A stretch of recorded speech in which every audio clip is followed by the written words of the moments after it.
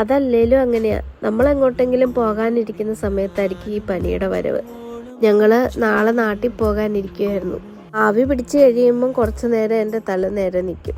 അങ്ങനെ ആവിയൊക്കെ പിടിച്ചു കഴിഞ്ഞതിനും എനിക്കൊരു കൊറിയർ വന്നിട്ടുണ്ടായിരുന്നു.